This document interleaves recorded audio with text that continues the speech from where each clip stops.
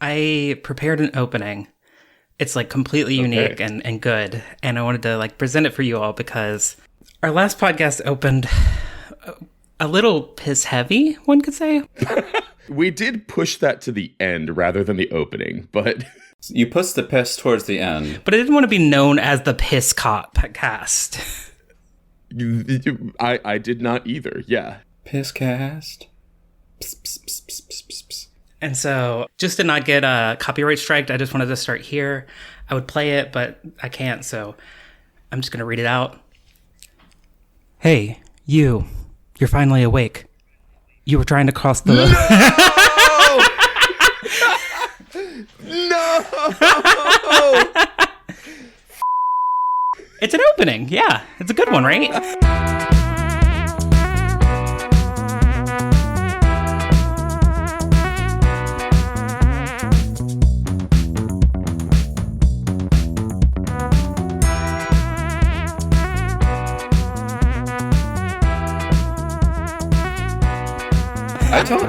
I've ever told y'all that I have a coffee mug? It's one of those when you put hot water or hot liquid in it, the design slowly raises from the bottom, revealing the design. There's one where it is the opening of Skyrim, where it's a black mug, you put coffee in it, and then you slowly fade away from the black to see Rayloff asking if you're finally awake. No, you don't understand. Like, I one of my greatest fears in this world is that when I die, I will wake up in the cart. I believe you. Like, hell isn't real, heaven isn't real. That's the actual afterlife. This is the afterlife. Skyrim is the real world. Wow. We are in the dream right now. When we wake up, we will be on the cart. I think that's actually literally the premise of Oblivion, isn't it? Like dream worlds and all that kind of stuff. I'll be honest, I have played Oblivion and I'm not sure. My question, though, to extrapolate on Pants's anxiety, Nintendo, what is your nightmare scenario in a video game? For a video game afterlife scenario? A video game afterlife scenario. I'm trying to think. I'm imagining a world in which there's like reincarnation. But maybe you can be reincarnated back into the world again. My nightmare scenario would like be some sort of rhythm game that I would just get so attached to that I would never leave. I'd be like, oh, I could be reincarnated. I could go and reach enlightenment eventually. But it's like, no, I actually just need to keep playing Guitar Hero or the one that looks like a giant washing machine. Like every time I go to the arcade near our house, like I will just like stand there forever. And my partner will be like, so do you want to try any of the other ones? And I'm like, no, I'm here. This is where I'm at. This is where I stay. And so I think that would be my nightmare, is just like an inescapable, like rhythm hell. It really does bring an entire new meaning to I've reached Nirvana. Yeah. I think heart-shaped boxes on the first one. I think my version of video game hell is just existing in any multiplayer survival, like crafting, like tower defense game. You're familiar with this genre where basically it's co-op, you sort of build a sort of a defense tower, and there's like zombies that come in the middle of the night and you have to prepare for them. Mm-hmm. It's basically what Fortnite was going to be before Fortnite became Fortnite. Project Zomboid? Project Zomboid, yeah. One of those. They're zombies. I don't want to be in those. I hate them. They're terrible.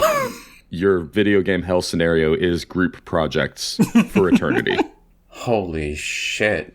I do feel that, though, because I've always been afraid of, like, MMOs and really multiplayer games in general. Like, I just don't like being on the internet at all. This podcast is already a bit much for me, but we're here already. I was just going to accuse you of being substantially more on the internet than... Well, you're definitely second in this 3-horse race of who's on the internet the most. Yeah, but the gap is so large, you know? Jeez. Measuring height, and one height is like a grain of sand, and the other height is like a salt shaker, and the third height is like the Empire State Building. I'm second. What the fuck, dude? So the Empire State Building is made of salt? Yeah, in this scenario. I couldn't think of a third salt thing.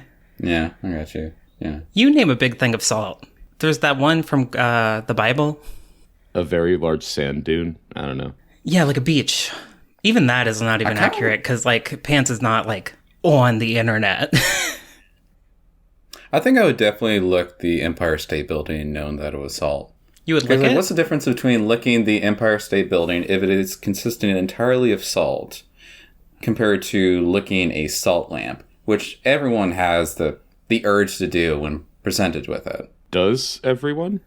Yes. I'll just say this to you. No. This isn't a weird thing. Don't make this a weird thing, Pants. No, that is true. Like, everybody does want it. And if you don't, then there is something wrong with you and it can be fixed. But I guess I just haven't encountered a salt lamp before because I've never felt this urge.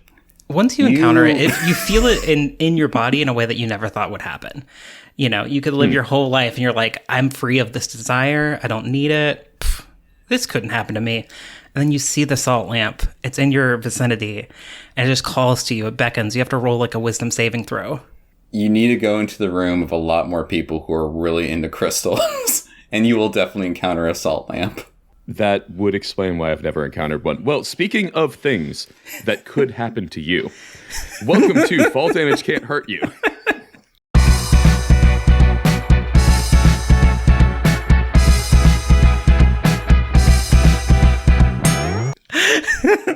A very good, very smooth segue.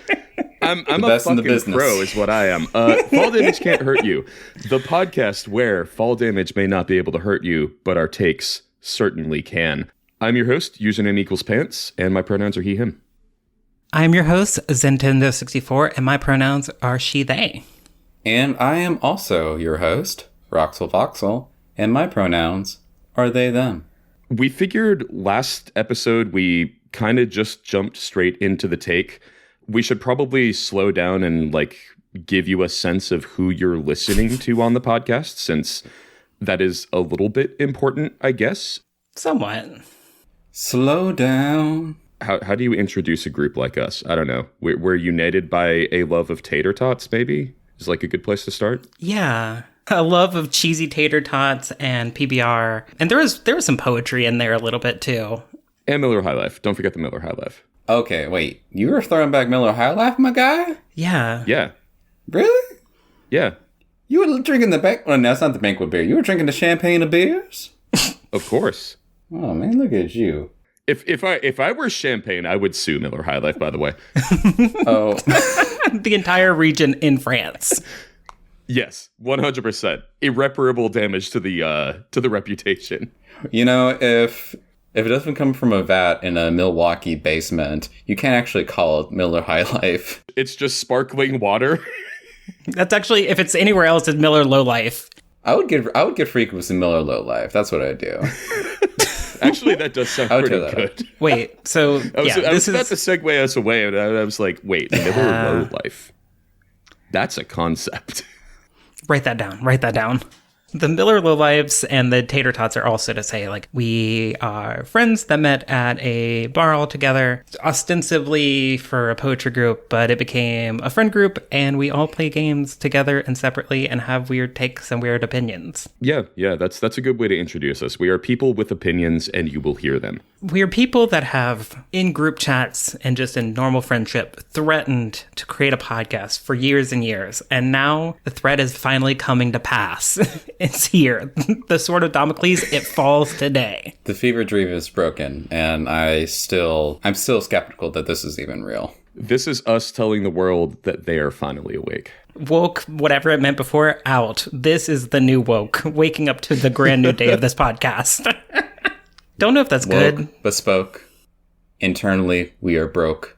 And I also thought, because none of us are online, I did just make an account for the show on the socials, but you can tell how successful I've been at posting on it from the fact that it has 2 total posts. Yeah, we're going to get there. Maybe, with your support, we're going to one day reach 4 total posts. And then, that's just gravy. But I was going to say, we need the internet to know, what is our gamer bona fides? How do you know that you can trust our opinions? That, the people that you're hearing in your ear holes actually have the sauce that we proclaim to have, which is very little. I was going to say, we can start with a claim to game. Mine is kind of a follow-up from last episode. My claim to game is that I defeated Hades. Now hell is empty because the demons are all here. I've done it. He's dead. He did come back a little bit, but I did kill him again, and I've beaten Hades. Fuck yeah. First of all, my claim to game is that I have reached Ascension 9 on one character in Slay the Spire 2. I'm going to cheat a little bit and give 2 claims to game because I just want to dunk on Nintendo. I've gotten all achievements in Hades. It's rude. Didn't need to do that. Yeah, I did need to do it. It's really the goals you set up for yourself. The person you need to compare yourself to is who you were yesterday. And who I was yesterday, as one of only 2.7% of players on Steam, I was able to do what many thought should or ought to be impossible. I recruited Kuno as a junior officer at the end of Disco Elysium. You let him die? He didn't die. He survived in the hospital. He's all right. He just took a bullet. The child's fine. Not the child did not the child didn't get shot. The child was... The child Spoilers. wasn't shot. The child wasn't punched in the face. Actually, I think I tried to deck Kuno in the face, but I didn't roll a successful roll. It's more pathetic to not be able to deck Kuno in the face. I think I did the same in my playthrough. What you need to understand here, kids, is take every chance you can. Every time that you choose not to punch a kid in the face is a punch you missed. Yeah, you miss every swing you don't take. The only problem is in real life, you can't reload a recent save, which is how I played a lot of Disco Elysium, because I am a dirty save scummer. That's just who I am. Wow. I know my core. There's definitely a moment in Disco Elysium where... So you know when you fail a roll that was the one save scum I did in that game. Yeah, I am not letting Harry do that. I was quiet because I wanted you to admit this. God, I knew. Oh God, listen, I chose not to save scum. You don't have to have integrity when you're playing a game. I don't. I did not choose to. I in no way regret my save scumming behavior. Oh. Should we set up what Disco Elysium is at all? We're too deep. Okay, if they're listening to this podcast, they know disco. We're too deep. Okay. Too deep into disco. Last point on this, and then I do want to transition. I just want to say for the record that I spec'd my cop into full empathy mode, and so I didn't have any chance to fail that check. I got it first try every time, easy peasy, and I just made my cop not racist. I died in what I have learned since is the optimal speedrun route, by having only 1 point in health and turning on the light and taking 1 point of damage. It's sick that you can literally die in 3 seconds in that game. That actually is how my first Disco Elysium run ended, is I just turned on the light, or I think I went for the necktie and just... Oh, that'll get you too, yeah. And it's a full game over. I was like, hey, I thought I was playing a video game. And it's like, you did. Congrats. I just made my cop able to see ghosts. That is one of the endings that is only rivaled by another game that has silly endings, Nier Automata, where you can reach a game over in that game incredibly quickly because you're playing as androids. And in your start menu, you can give your android little upgrades to get stronger and stuff like that. But one of them is basically your entire CPU, and you can just disable that. Fucking kill your android, start the game, and the game's game over. You don't do the game.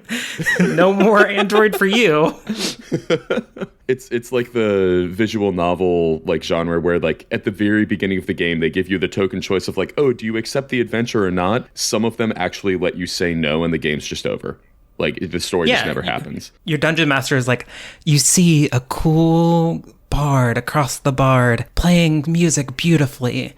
Do you go into approach? And you're nah. It's and then you go out and you get eaten by Strahd. You die.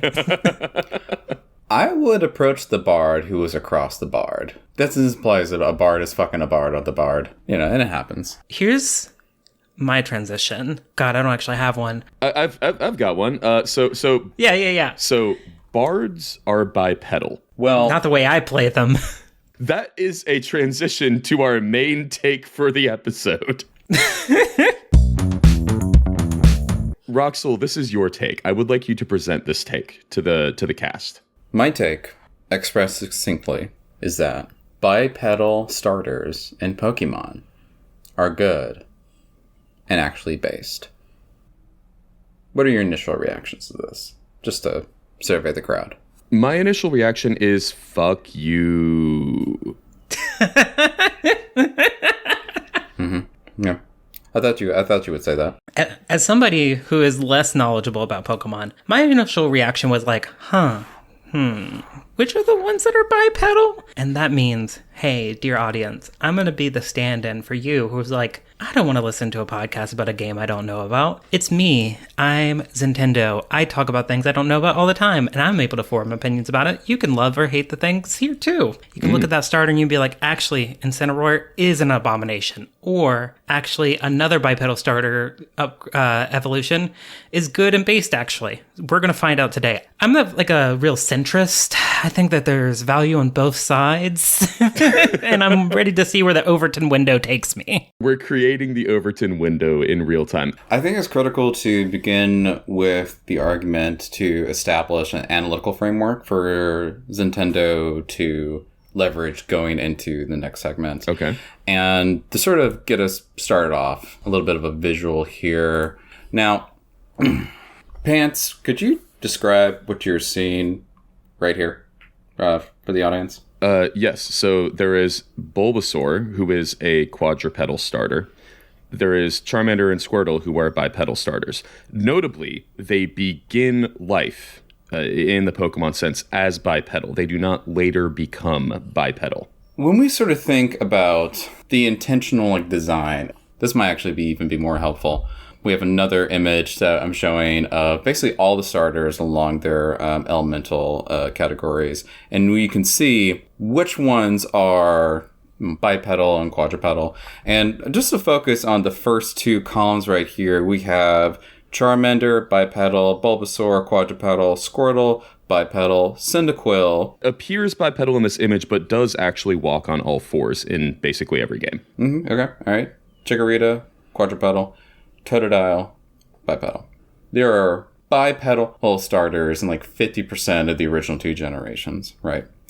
So my argument is that bipedal Pokemon have been foundational to the design language, and I think the thematic underpinnings of Pokemon since the very beginning. Most of these Pokemon that were originally designed at the beginning of the games, they either start off as bipedal or they eventually progress into a bipedal state.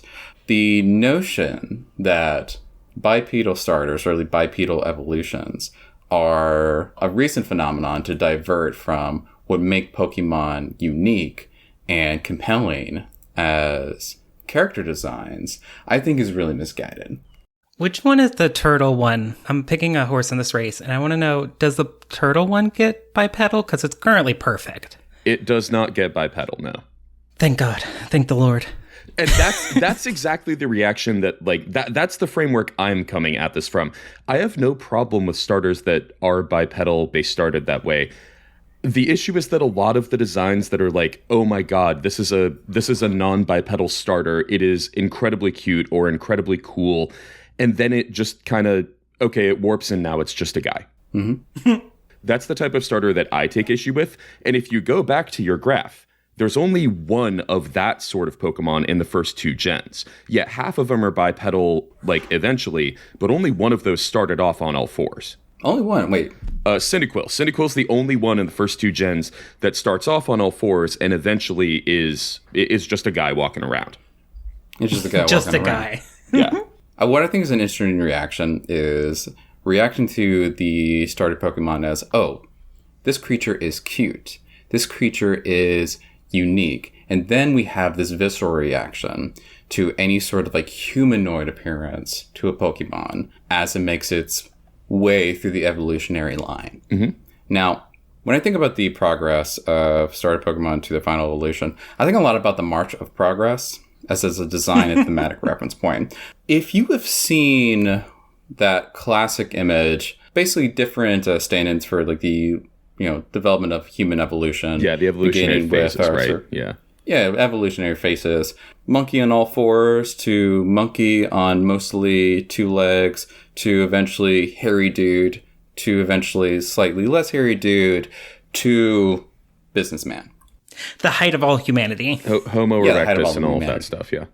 Right, exactly. Business. So the implication is the progress from quadrupedal movement and anatomy to bipedal movement and bipedal anatomy is analogous to the cultural and physiological and evolutionary development of human beings.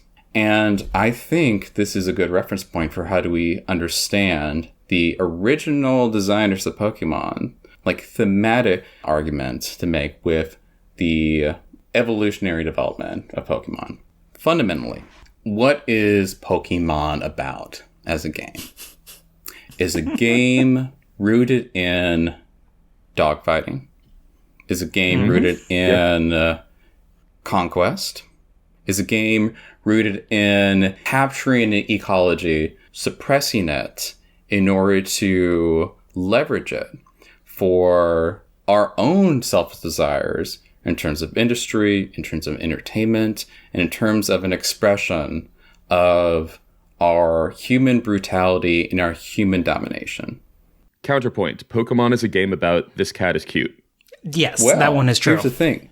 I feel like that is the standpoint that is maintained by those who are really troubled by the message that is conveyed when a Pokemon starter achieves bipedal functionality or maintains bipedal functionality throughout their evolutionary design. Why? We as players, we as a species, we as a culture, we fear the monster that most resembles us. When we see Cyndaquil begin as a cute little guy with four her little legs that he's dancing across, he's got a little flame back and all that, we think, oh, how adorable, how precious. Just something cute, something for us to possess, something that's like an object to us. But when he eventually becomes just a guy standing up on us, we see the potential that we typically framework as what is human, what is humanity, autonomy. And then when we are confronted with that, we suddenly have to ask ourselves, what are we doing here? Who are we to take this creature, but for a flaming back? How is this creature any different from us? Keeping it in balls, having it leveraged for our own entertainment, for our own displays of violence and domination against each other. It makes us really question the foundational intentions of what it means to be a Pokemon master. People don't want to think about that core troubling aspect of Pokemon. And I feel like a bipedal evolutionary end for Pokemon really acts as a counterpoint to that. It is the Pokemon designer's ultimate form of social commentary embedded in an ambiguous narrative. Okay, so two thoughts here. First thought, the troubling aspects of owning Pokemon is like literally like this is a thing explored by the games, to be very clear. Like you are literally giving the end monologue from Pokemon Black and White right now. This is exactly what the purported villain of that game, who like does kind of have a point, says in those games. This is like explored by the text itself. And I'll be honest that I'm not completely satisfied with the purported answer of, well, it's okay as long as individual Pokemon trainers love their individual Pokemon. That is an individual solution to a systemic problem.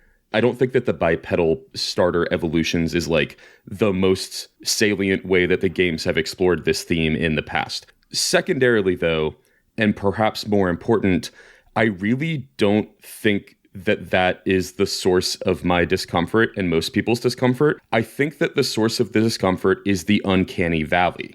We have a thing that looks a little bit too human, and that is just wrong. Just like at a visceral level. Like you look at it and you're like, ugh. So is the uncanny valley effect, is that, I would argue, but that's still like a component of sort of the reaction that we're trying to have, or just being inspired by the game in the player, just sort of as the initial sort of like affective beginning that is trying to bring you to this larger like consciousness and awareness of what we're doing here is like fundamentally problematic. It seems like what you're saying, the rhetorical arc of Pokemon is to go from dog fighting to prize fighting boxing. And you are raising these things, and at first you realize that you think that they're just animals that you're like waging war against other animals for your own conquest and glory for, which is already a little fucked up. But as the Pokemon grow, you realize that these are like similar to your own humanity, and you're supposed to see that in the Pokemon. But I also feel like the way in which most people engage with Pokemon is that these are little cuties. The troubling ones have been there from the start. Like, canonically, God is a Pokemon in the Pokemon universe. Canonically, the thing that made the world is a Pokemon. Like, There are Pokemon who have like IQs higher than any human could possibly have. Alakazam like canonically has like a 200 something IQ. Mewtwo speaks English. Yeah. And what is Alakazam and Mewtwo? What are they? They are bipedal. I know. Mm-hmm. But Roxel, I think They start off that way. if your argument is that like we should be seeing the humanity in these Pokemon, shouldn't you also see the humanity in things that are not bipedal? Like, shouldn't you be capable of extending that kind of personification even to the lowly Bulbasaur? Bulbasaur is not lowly. I love him. Pokemon God is quadrupedal for what it's worth. Exactly. But also, I think that doesn't the Pokemon God float in a way? So really, what's the pedal involvement with how it interacts with the physical space? Arceus like walks around. Like, yeah, sure, certainly can float. God can float, I guess, but God can float. You've heard it here first, y'all. As a more observer here, I know that there is like God inside of the Pokemon realm. I know, or I have heard from you mere moments ago. congratulations. It turns out all religions are fake except for Pokemon. Exactly. Thank God now I know what the true afterlife is. This one God we know is real. Arceus made everything, including Skyrim, which is actually the real world. Exactly. We come full circle. Arceus said, you could see that mountain. You can climb that mountain. No, God is Todd Howard. God Howard? No! God Howard! King of Red Lions. Bring up an image of Arceus wearing a brown leather jacket, please. Holy shit. It's there. We could talk all day about like Pokemon, Earth conscious beings, whatever. But like what we're talking about here is like people are turned off about the bipedal Pokemon because they're ugly as shit. But I also feel like even if somebody who's engaging it at the level of like which are the cutest, I'm ranking them in my head. I think that might also be okay that they get kind of uglier because my very toxic trait is like I think that most of the Pokemon get uglier as they evolve. I think they go from very bouba to kiki. Pokemon start very adorable and become edgy, like the Mario to Sonic kind of transition for Pokemon. And I think being bipedal does help in that. That's such a funny way of phrasing it. Like Mario and Sonic are the gaming Boba and Kiki. Those are the two genders. Are you a Mario or are you a Sonic? God forbid a Shadow. God forbid. I think I have to like fundamentally disagree that like bipedal Pokemon as a category are not cute. I'll say a lot of people do think Sonic is cute. Like you can be Kiki and cute. It's just more edgy. There's a reason you can't Google is Sonic cute in images. There's a very large portion of the fandom that thinks he's far more than cute. I think it really depends on whether you have safe search activated. That's true. That is a very important question. There is no safe search with Sonic. Sonic will find you. That is actually true. That is genuinely true. And he will go faster. Blaziken's bipedal. Blaziken's kind of fucking cute, alright? Blaziken's got like some long ass hair. Look at that. There are individual bipedal starters that are very silky cute. as hell. Damn. Dear Pokemon friends, will you show me the final evolutions? Yeah, I think it's time to. Yeah, I think it's time to like make the transition to our sub game. It's our mini game. Thank you, Roxel, for putting together most of this slideshow. This is a slideshow entitled Evolutionary Lines, or a visual interrogation of pedal development across level advancement thresholds, or what them feet do and how many of them are there. Kind of an incredible title. Excellent work, Roxel. So let's go ahead and start off with a very, very foundational Pokemon line. This is Charmander. You've probably seen Charmander before. Cutie pie. Charmander evolves into Charmeleon. Still there, kind of. And Charmeleon evolves into the incredibly iconic and incredibly nepotistic Charizard. I think this is a good one to prove the Boba to Kiki dynamic. Adorable. Middle one is like very much an awkward teenager phase. There's a trend that's been going around on Tumblr, and artists will draw themselves how they draw themselves in their comic, and then they'll be like, and it's like hyper realistic. That's how Pokemon work. You get the kind of shape, the contours of what the idea little fire dragon is, and then it becomes the fire dragon that we all know and love, which can, in theory, be cute. You can think that Charizard is a cutie. But, like, it's definitely more Kiki than Boba. Before we keep using this terminology, Kiki the Boba, could you explain it to me? I don't have a framework for what you're talking about. This started as like a linguistic theory. What is like a general universalizable language? They showed various people who speak various different languages 2 images, one of which, imagine the Nintendo old school logo that's just like a big old blob. And then they had another one, like an iconography of an urchin, like a sea urchin, like spiny. Of these 2 objects, what would you call kiki and which would you call bouba? And across so many different languages, like near universally, people would call the blobby one boba and the spiky one kiki. It's just like universal. We all know this in our heart. That's why like I can just say kiki and boba and you're like, I know the difference between those 2. Okay, all right, I see. So clearly a relationship between like the consonants of kiki versus the more like sort of like open. Yeah. But that's like the premise, because it's like linguistics where it's like bulbous is not a word in every language. What are those proto ideas beyond the linguistic meaning that we attach to things? Universal language is like a complicated thing, and I also am not a linguist, and I'm just like kind of talking about the internet memification of this, less than like the actual. If you're like a linguist and you're like super smart about this stuff, don't email me. I'm just talking about memes. No, do email us. This sounds kind of fascinating to hear like a real follow-up on. It is quite cool. I like the starting slide primarily because, one, I do think this is an excellent illustration to the point Nintendo is making. Also, I like it that the evolutionary lines are kind of looking up each other's butts. That was completely unintentional, and now I regret how I've laid the slide out. Charizard's looking up Charmeleon's butt, who's looking up Charmander's butt. You're not incorrect. Like I said earlier, the only butt you can compare yourself to is the butt you had yesterday. Or 5 levels ago. So there are kind of 3 categories of Pokemon that we're talking about here. This is an illustration of they are always bipedal. They start off that way, they end that way. The second category is one that is never bipedal. So it starts, in this case, starts off with Chikorita. Cutie patootie. Perfect. I never thought about this, but Chikorita has kind of like a collar necklace, and that's really dope. The little spines. I really enjoy it. It's giving like little goth collar. Also, big leaf, big vibes. Big leaf is really important, yeah. Which evolves into Bayleaf. Which evolves into Meganium. Yeah. This is good. Still 4 legs. 4 legs good. 2 legs bad. I heard that in a book once. The third category is one that becomes bipedal. You said becomes with such a gravitas. So this is Cyndaquil. Then that evolves into Quilava, which you can see very clearly walking around on all 4s. Peak Sonic, I'll say. Peak, like, just so sharp, so edgy. Very much like I've seen this guy in a Hot Topic, and I love it. It's great. Which evolves into Typhlosion. Worst Pokemon.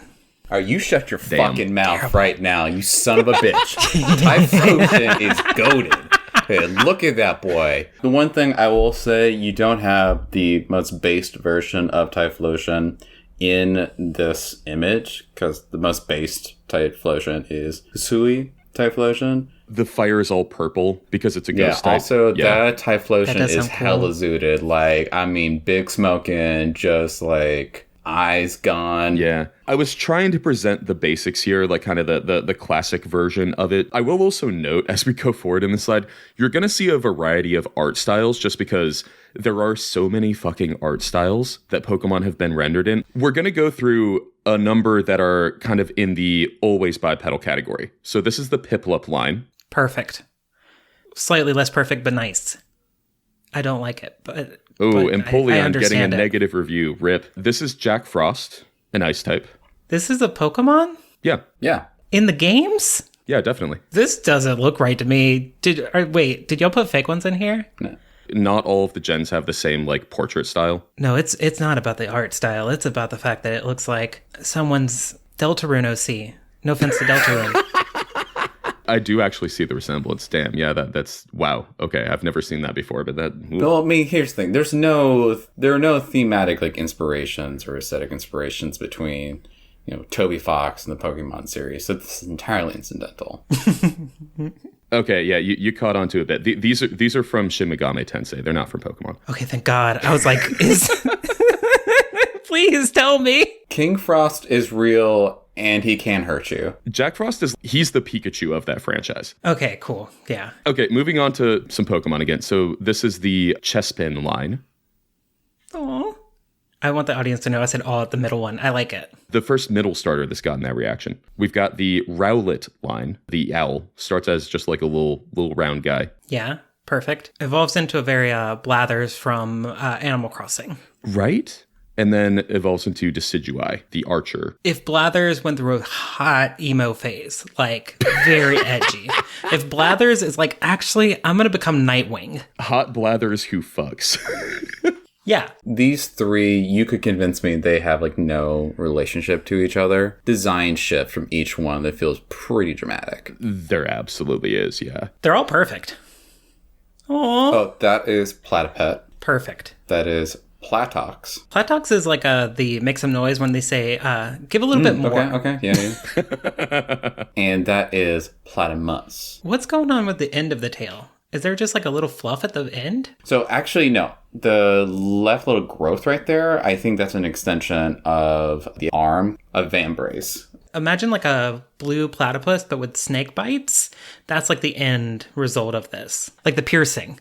So we're moving into the ones that are never bipedal. So this is the turtle one you saw earlier, Turtwig. Absolute perfect. Evolves. I have seen this in Land Before Time. Shout out to Ducky. Correct, yeah. And it just gets more dinosaur looking as it evolves. And also there's a tree. Perfect. Remember that dinosaur you made fun of in high school? Look at him now. The end result is very edgy, or like very like spiny, very tough looking, and not as like baby as the first one is, but I still like it. It's good throughout. Ponyta. This is specifically the Galarian form of Ponyta. Adorable. And then that evolves into Rapidash. Again, the Galarian form. Perfect. Sort of like cotton candy vibes. I will say this is probably a argument against that quadrupedal evolutions end up cute. I mean, cute in the sense of a real unicorn that could gore you. I feel like this unicorn could step on me in kind of a sexy way that makes me uncomfortable. There's a lot of people who are sexually attracted to Pokemon. We don't need to talk about it here. They can talk about it in their places. I'm just going to move on. This is Wooloo, a sheep. Perfect. And this is Dubwool, the sheep she told you not to worry about. Also perfect. Oh. This is Agu. This one I know is a Digimon. I've studied before. I know I'm being tricked. You can't get one over on me. Okay, fine. And that is Greydor. It does kind of look like the very tragic Mother Skull. Cubone. Yeah, this looks like Cubone, which... I feel like this is Cubone, but instead of a mother, this is just his stepdad. Oh, God.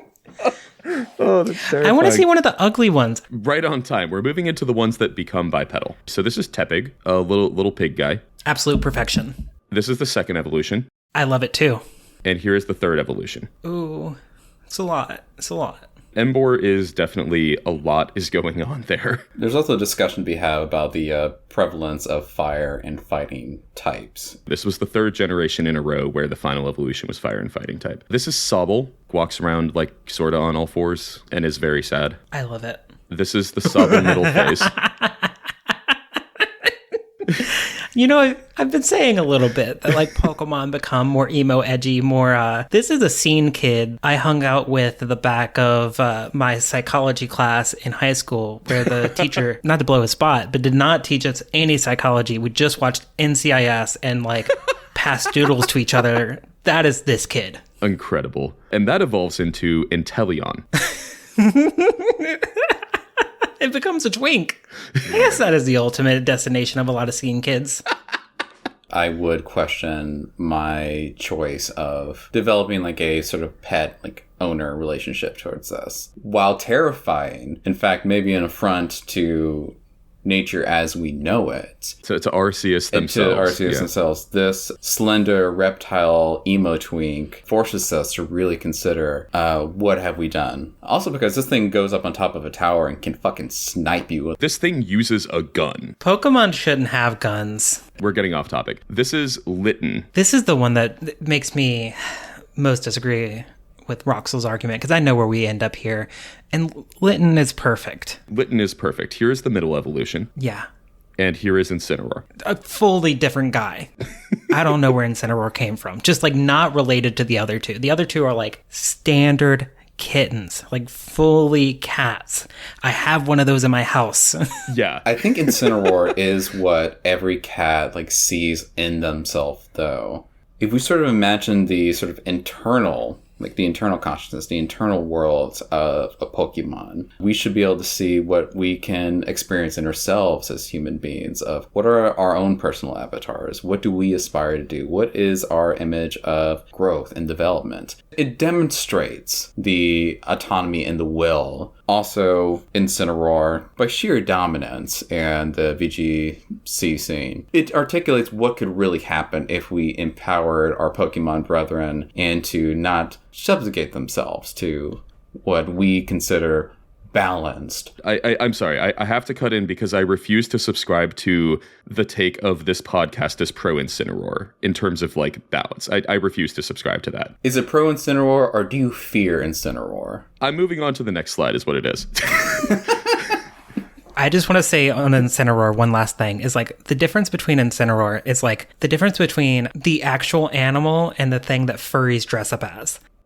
I've never seen a furry this buff. You don't know a lot of you're right, furries. I'm sorry. Well, what is a Sonic Fox? Oh wait, Sonic Fox is shredded? Oh, yeah. Oh, for real? For real? And like, you know, there's a lot of furries out here who are living their best lives. And that's what Incineroar is doing. And Incineroar is inspired by what the animal was. Like when furries are dressing up as like pink wolves, that's not the same thing as like a wolf the animal. It's a totally different thing. You can love them both, but it's not the exact same thing. It is definitely a design departure, yeah. This is Mareep. This is, again, a sheep, an electric sheep this time. Does this become bipedal? It does. In the second evolution, this guy's standing up on two legs, and Ampharos is the final evolution. It becomes so much worse, I just want to say. Where's the fluff? And this is Sprigatito. This is a cat. Yeah, love cats. Big fans. Perfect. In the first evolution of Sprigatito, it stands up. Ooh, I like that it has kind of like a little corsage. The necktie, like vests, Yeah. sort of. And then this evolves into Meowscarada. I love this. This is like scary anime boy. Eyes wide shut, the Pokemon. Oh, yeah. God, I'm trying to think of a good anime for it. This thing definitely has like some aura, some like good powers. I see big Steppenwolf energy. This is Teddy Ursa. This is a bear. Perfect. Evolves into Ursa Ring. That's a guy. That's a guy. You're like, that is a grizzly bear. That's straight up a grizzly bear. Interestingly, when it evolves into Ursa Luna, goes back on all fours. That eyebrow, that one knows, like, hey, that was which is funny because you ride this one. Legends Arceus, yeah. I think my problem here is like the fact that it goes from being a guy to something you ride. Like you can still see the like personhood in the eyes of the end evolution. That one has a soul. This one knows that you're. Hey, y'all, do Pokemon have souls? I know that there's a Pokemon god, but do Pokemon have souls? In Pokopia, they talk. They have, like, their own civilization. But that's different than a soul, you know? Isn't the entire premise of the original Pokemon movie based upon whether Pokemon have souls? It's been so many years since I've seen that movie. Wait, no, they do have souls because there's ghost types, and those are ghosts true. are just spirits. You're right. Yeah, okay, there's a clear canonical answer. Yeah. Yeah. Gengar has a soul. Gengar is a soul. What's the next Pokemon? The next Pokemon. Okay, so technically speaking, if we're talking about becoming quadrupedal, yes, Kangaskhan, there are 4 legs in this picture, but there are only 2 on the ground. And when it mega evolves, technically there are 4 on the ground, so technically it's quadrupedal. I'm going to move on because this one's a very cheap one. We've got Snivy. Snivy does a very interesting thing. So you see, starts off 2 legs, little snake-looking guy, kinda. Evolves, still standing up, lengthens, still Wow. 2 legs, and evolves, and the legs are gone. You don't need them anymore. It's perfect. My understanding is this is actually how snakes evolved. Like, they were creatures that had legs, and they evolved to be like, no, we don't need those. Like in the Garden of Eden. Legs are dumb. You don't need legs. The sheer aura of Superior is so cool. You know, I think every snake should have an upturned collar. This one doesn't really have legs. This is Diglett. I do, however, want to see your reactions to how it evolves, because I find the evolutions of Diglett very funny. Diglett evolves into Doug Trio. There's like 3 guys now, and they're angry. Yeah. This is Alolan Diglett. What do you think happens in this evolution? If you had not posed this as a question, I'd be like, there's just gonna be 3 guys. So it starts with like just like Diglett, but like a little tuft of hair. I hope it's just 3 of those. Please let it just be 3. It's this. This is maybe like this is one of the funniest Pokemon ever made, in my opinion. Just like the fact that it grows all of the fucking hair is so funny to me. It's actually perfect. I thought I would hate it, but it becomes like an ABBA. It's like the Californians from the SNL skit. And then there is a regional variant of Diglett called Wiglet. Too long. What do you think happens with this evolution? I could not tell you. Not maybe a Hydra? Maybe there's like one stem and 3 head? You're actually very close. It's 3 of these guys. Yeah. The best part of this Pokemon is when I saw the name Wiglet, I was like, there's no way that the evolution is named Wug Trio. The evolution is named Wug Trio. Do you think underneath the ground all of the heads of the Diglett are connected? Or do you think they're separate? Like, do you think it's like a Rat King situation? That is a very good question that I do not want to know the answer to. Okay, good.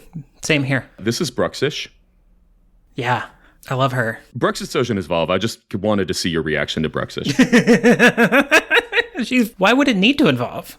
She's perfect. Exactly. Yeah, this is a perfect Pokemon. This is like if you gave a fish an insane amount of colors and lips. This is drag. This is a drag fish, but like, let fish do drag. She's serving fish. There's a lot of discourse in the community that like, oh, Bruxish is like the most ugly Pokemon. I disagree. This is like such a cool fucking design. They only call Bruxish the most ugly Pokemon because they are not ready to lip sync for their lives against like this queen right here. All right, this is like devastation ready to happen. It's true. All right? Yeah. 100%. That's the end of the presentation. That is the final Pokemon we had to show to you.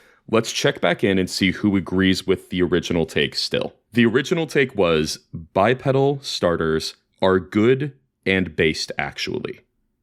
How are we feeling about that take? I'll say this. If it can work, it can work. I am willing to accept some things, but I was always coming in here from an aesthetic argument. Like, no offense, Roxel, I don't buy any of your stuff about like the growing of the 2 legs requires us to confront our own humanity and the beings that we've enslaved to do our will. I don't give a shit. I like the cute ones. And sometimes the bipedal ones are cute. Incineroar is cute, but is not related to the little baby kitten that it comes from. But other than that, like, yeah, I think it can work. I feel more convinced that they can work than I used to. I think Incineroar is cute in a very particular way. And I'll leave that there. I think it's cute, but just not, it's not the same thing that it was. It's like, it's a totally different guy. Yeah, that guy can hold me. I mean, wrestler, like that's literally, yeah. Greco-Roman brawler. I think I'm unchanged, which is I tend to dislike the ones that become bipedal by design, but sometimes it works. I definitely am not willing to make a sweeping generalization of like, this is a good and based thing. Yeah, and I think you and I are both in agreement that Roxel's points about it becoming human is bad. It's an uncanny valley thing for me, yeah. I don't think it ever gets that uncanny to me. Like, it's not like a Mr. Mime where I'm like, that's just a guy. That's the reason person. I did not put Mr. Mime in the presentation. God. We don't need to show that to our listeners. No, absolutely not. And this is how the hegemony maintains itself through this, folks. Unfortunately, the hegemony has won this time. You're outvoted 2-1. So let's go ahead and move on.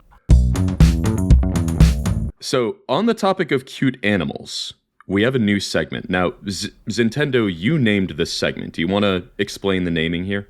Yes. The segment is called I Bet on Blue Dogs from the Mitski song, I Bet on Losing Dogs, to tie these two together. Mitski song, incredible. One of her very many songs about being in a rough relationship and still wanting to go through with it. We've all been there.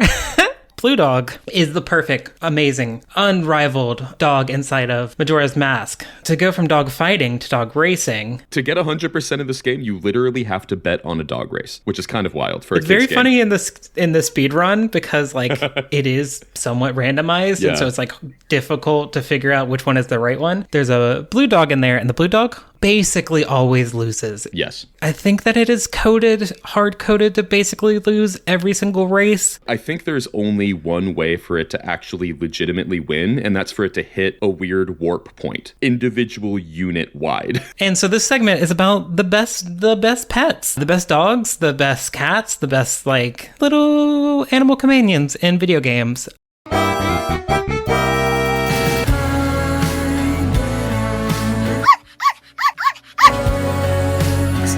The blue dog itself, obviously, naming this segment is like a great example of this. But which animal are we shouting out in this, I bet, on Blue Dogs? Well, for me, I'm going to keep on the blues theme, and I'm going to shout out the blueprints. Ooh. You can get a kennel addition to your home, and that gives you little dogs that will be in your house, and you can't feed them. It's fine. They're okay. The game even says in the text that, like, they get fed by the housekeepers, so they're good. But they will just bark at you and try to play with you. But there's also my second one. There is a bowl for a cat in the game. It terrified the shit out of me the first time I noticed it, because the way Blueprints is you're like building a house every single day from like a deck of cards. And one of the rooms is a kitchen. And in the kitchen, you see the little bowl for the cat. And it initially is full of food. And then later on, when you come back in the room, it's going to be empty. Ooh. And at first I'm like, I've never seen a cat. What is going on? Where did the food go? Am I being followed? Is there a weird sicko in this house with me that's eating the food? Is Incineroar with me? He's right behind me, isn't he? Turns out the developer just hasn't implemented the cat, but did implement the food disappearing, which in my heart means that there's just an invisible cat in the game with you. Aww. And it's there anytime you want it to be. I love that. If you think the cat's there with you, it is. And that's perfect. Yeah, I think a disappearing bowl of cat food is enough indication for me to say, oh, there is definitely a cat here. Or if there was another cat eating one cat's food, like mine does. Or the dogs from the kennel get out of the crates and then go and eat the cat's food, which has happened with a lot of dogs. So Also very true. My pick is Jack from the Jack and Daxter series. Isn't that the guy? Yes, that is the guy. And I will argue that, yeah, Jack is the dog in that relationship. So, Jack and Daxter is a 3D platformer series of games that were developed by Naughty Dog for the PlayStation 2, in which Jack and Daxter go on an adventure. At the beginning of the game, they are going to this island, and then there's this pool of what they call dark eco. Daxter, goofy, like, clownish, sort of counterpart and foil to Jack, who's sort of the cool, silent protagonist, like very much like Link coded. Daxter falls into the pool of dark eco and then is immediately expelled out, completely changed. He was once a man into a small, furry, little weasel orange creature. Imagine a mongoose. Yeah, I think a mongoose. Yeah, I think it's a mongoose. Yeah. You're right. Throughout the game, the first game, the only person who really talks is Daxter, who is perched upon Jack's shoulders the entire time. If we really sort of think about who's like the viewpoint, sort of the real like perspective of the game, this sort of gives us an eye into like understanding and experiencing the world, I think that's Daxter. I think Jack is much more sort of like dog energy, rolling around, jumping, spinning, kicking, punching things. He is the dog of that relationship, right? He's the one doing the labor. He's the one doing the tricks. He's the one doing the spins. So after the first game, they are able to activate this portal that sends them into the future. At the beginning of the second game, Jack is abducted and proceeds to experiment on Jack for like 3 to 4 years. No, that's fucked. Yeah, real fucked. Those games get dark. And we arrive at the beginning of the gameplay. Daxter is able to break into the facility, weasel his way in, you could say, into the facility to rescue Jack. Mongoose his way in. Mongoose is his way in. And Jack has just been finished being experimented on, being injected with dark eco. If only he was the one that fell into the pool instead of Daxter. I mean, exactly. If only he was pushed in. It would have been Daxter and Jack. If Jack had fallen into the eco, he wouldn't have been talking throughout the first game, which I think is more mongoose behavior than actually the mongoose behavior that Daxter exhibits. Although, wait, for those of you who know... Hey, Roxol. We'll get to the point I'm going to get to at the end. Jack finally talks in the second game. If I had a dog who was being experimented on and I had saved them and they could talk, I feel like that dog would use a lot of cuss words and be very, very mad. And so I think that Jack very much still dog energy into the second game. So ultimately, we, in our first iteration of a segment about let's talk about good dogs in video games, we have a set of dogs and an invisible cat and a guy. The guy is a dog.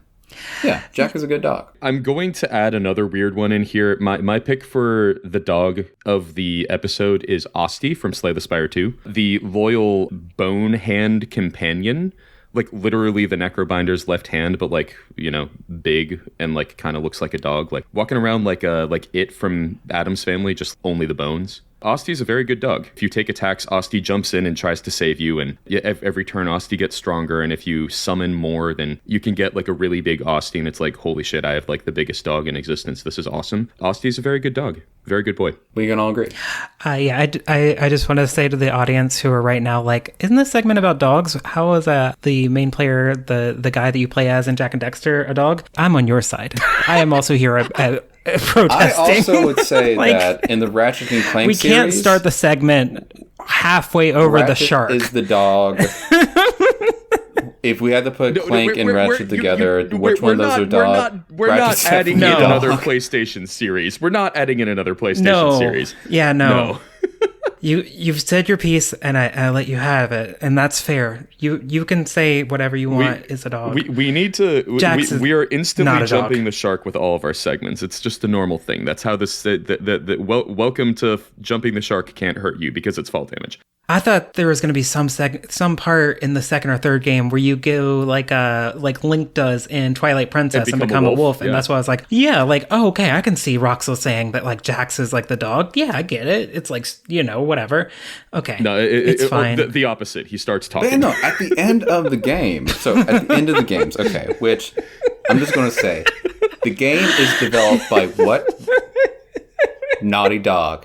Need I say more? No, I will. No, At the end of the game, it turns out the precursors. No. So the precursor people who are like the foundation of the lore in that game, you know what they are? You know what they are, Pants? You know what they are, Nintendo? They're fucking mongooses. They're mongoose? Like, God's image is a mongoose. And if you're going to tell me that Jack isn't the dog in that relationship when Daxter is literally created in the image of the precursor gods...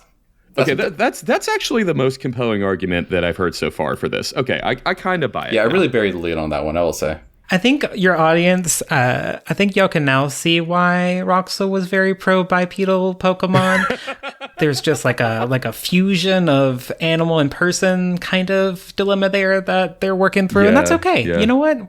We'll let them. They're here. They're safe. Speaking of weird fusions of people and things that should not be part of people, should we talk about AI slop?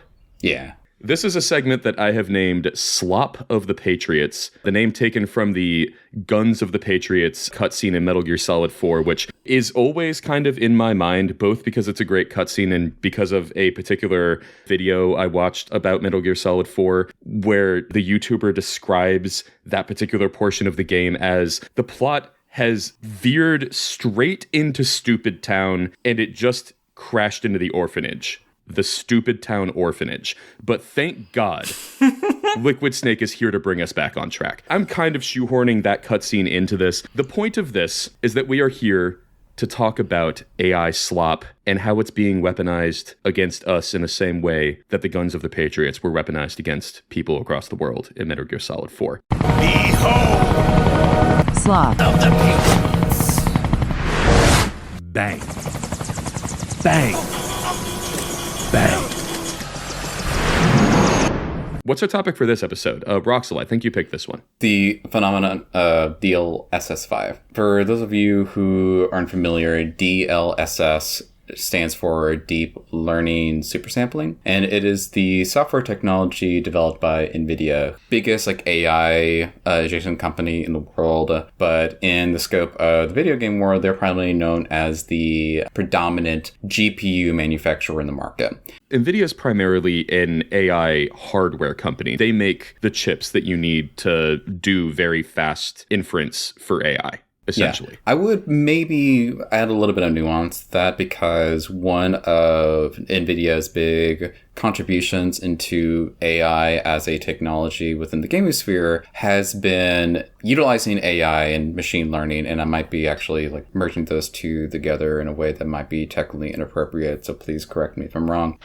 All of the news has been doing that for years now, so don't worry about it. Anyway, so basically, when DLSS originated, it became notable for being able to take a lower resolution input of a video game. So let's say you had a 4K monitor and your GPU wasn't powerful enough to run the game at the fidelity you want at 4K. You could activate DLSS, drop the internal resolution, so the input resolution that your GPU was generating for the game, so let's say 1080p, 720p, and then use machine learning to extrapolate the pixels of that output to create a 4K image, comparable in some ways, subjectively maybe superior to a quote native 4K output. Which you're right, there is nuance here. There is absolutely software involved in that as well.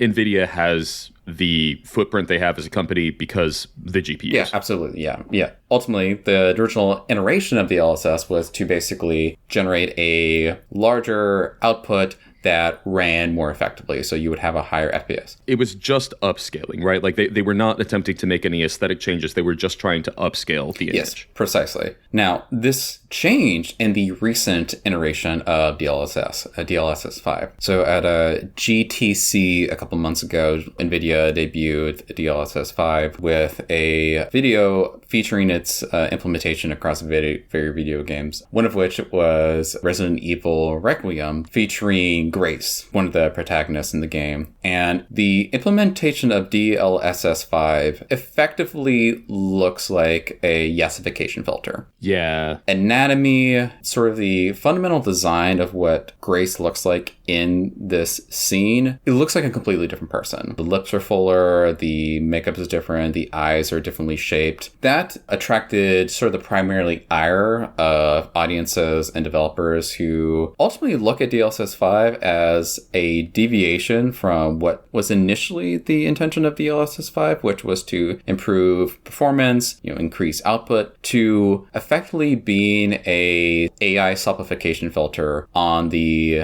output of the video game itself in a way that, one, just aesthetically looked unpleasant, and two, undermined the aesthetic intentionality of the video game itself. I am insulted both as a consumer, but also like on behalf of the actual creative people who make video games and like made intentional aesthetic decisions when making their games. Take something with like a very signature art style, like Hollow Knight, and just say, all right, we're going to yassify that. That's better. The consumer wants this instead. That's basically what they're doing. And they're saying we can do that at scale for every game. Yeah. And obviously like NVIDIA's like pushback on this. Their CEO, Jensen Huang, just went out and said like, no, gamers are wrong. They don't understand how this technology is being implemented. There was a lot of sort of like technical engineering adjacent hand waving saying like, oh, no. It's not an AI slop filter. We are actually taking vector input and like actual like information from the game and then representing it. That is ultimately a red herring. It's a smokescreen. Yeah. Because if you actually look deeper into the images that were used as examples in this video, obviously the first thing that people are going to see is the radical transformation of Grace's face. It's like going from like a no makeup look to a full beat. Yeah. Like there is everything going on and like it's a lot.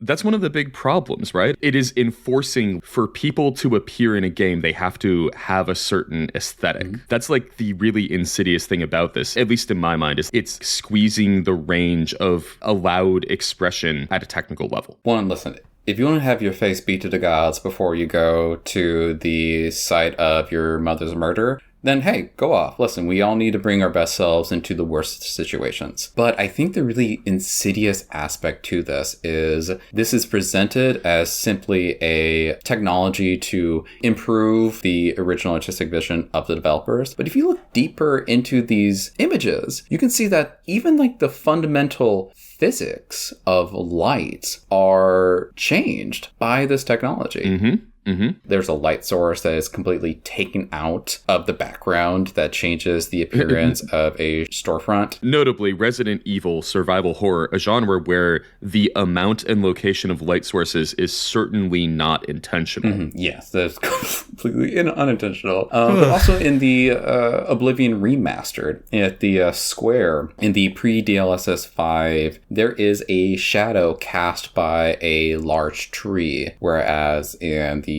post DLSS 5, that shadow completely disappears. Isn't that actually breaking for some quests? Like, some quests require you to be at a place at a certain time when a shadow falls in a certain location. Exactly. And this is sort of the big question that this technology raises. Not just aesthetic, but the mechanical underpinnings of this game. But also, how does this change our technical evaluation of a graphical technology in a video game? The kinds of artifacts that we would notice in upscaling or frame generation, where we sort of see fuzzy pixels, this is a different category, because then we have to ask ourselves, what is a technology like DLSS 5 doing in terms of the appearance of shadows? How does it affect the actual like material input of the player? And I think that's like the big thing for me. I mean, beyond like the AI slopification, like I think it's like, it is ugly and it makes it bad, whatever. It can't be overstated how much of a sea change this is from how DLSS had worked before. But the big thing for me is that lack of artistic intentionality with it that can be game breaking. Every remake, every remaster, it's always going to be changing the game in a fundamental way. A few years back, I played Myst.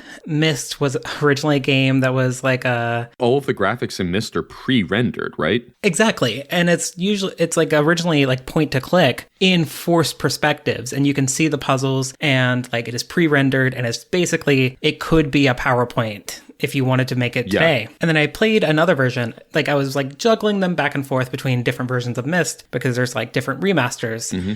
And I played one of the versions in which you have free control, like you can walk around and go everywhere. And it broke the game for me because I could no longer figure out where the puzzles were. Yeah. By having that added perspective, I was like, wait, what am I supposed to click on here? Where's like the symbols and stuff like that? Versus the forced perspective would like make me only focus on what the game wanted me to focus on. And like, that is a game that was remade with a ton of artistic intention and works in like a free camera mode, but it's harder for me and like definitely changes the game in a fundamental way. Now imagine that, but done by AI with no oversight at the moment of rendering.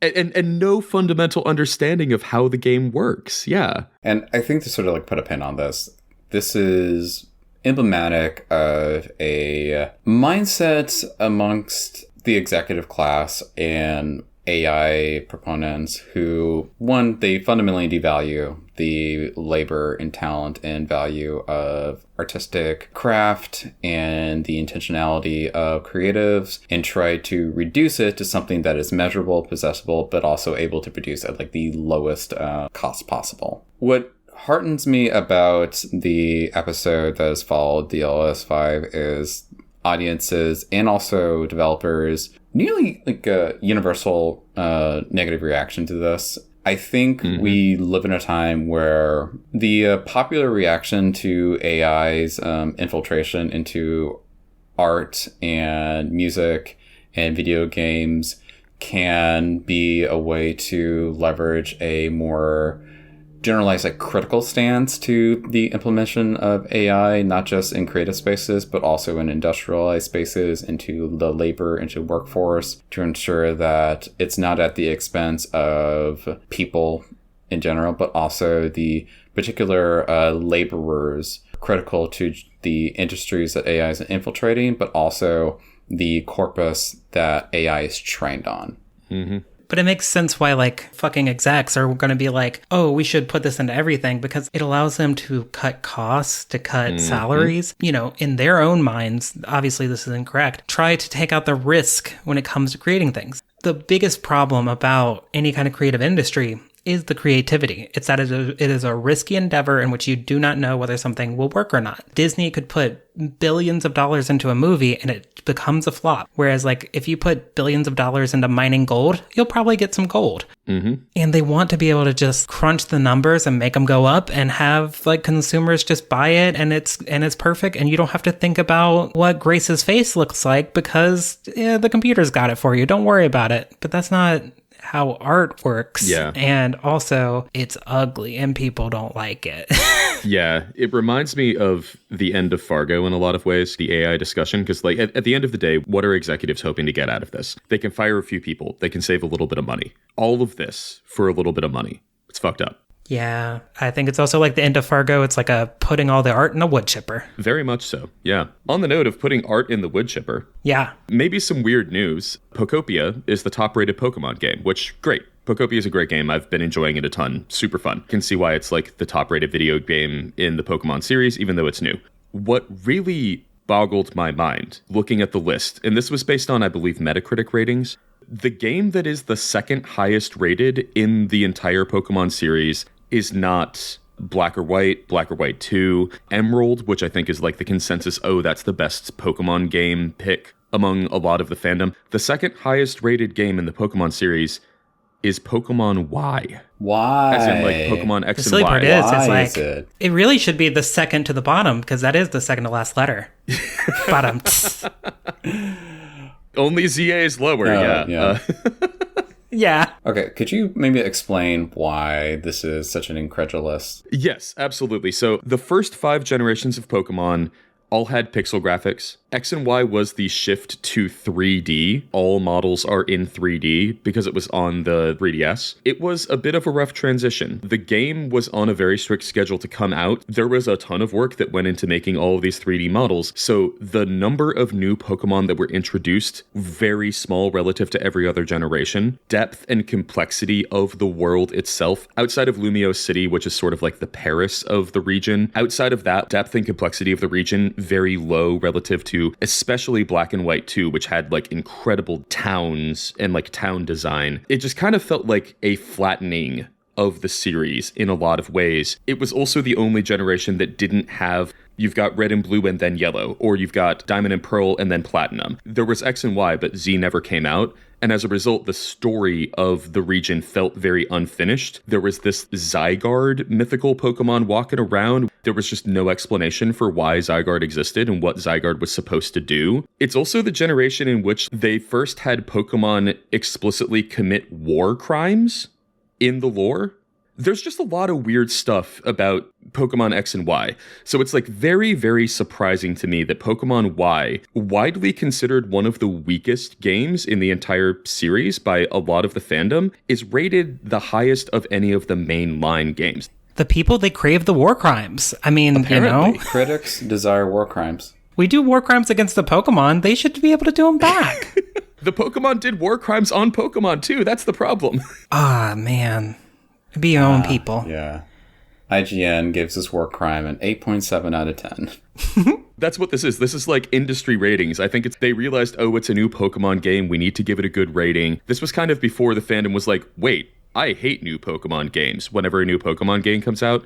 The point you were making earlier, Pants, about the abbreviated development cycle resulting in what ultimately appeared to be, I've never played Y before, a diminished product, both in terms of scope and depth. It definitely foreshadows what I believe has been like a primarily concern about the developmental constraints that more recent iterations of the Pokemon series have exhibited. Quality of designs, the quality of the performance, seems to be very hampered, like a difficult quality to really accept from the audience. Sometimes in fair ways and sometimes in unfair ways. Pokemon ZA is a great example. I think that the changes to gameplay and the open world-ish feel of the game, it feels great to play that game after you're out of the tutorial segment, which is an abomination. It's really fun to just walk around in that game and, you know, explore and fight some wild Pokemon in the wild zones. And people were giving it a 1.0 rating on Backlogged because the textures of some walls are like not super high quality. I never even look at those walls. It genuinely does not impact my gameplay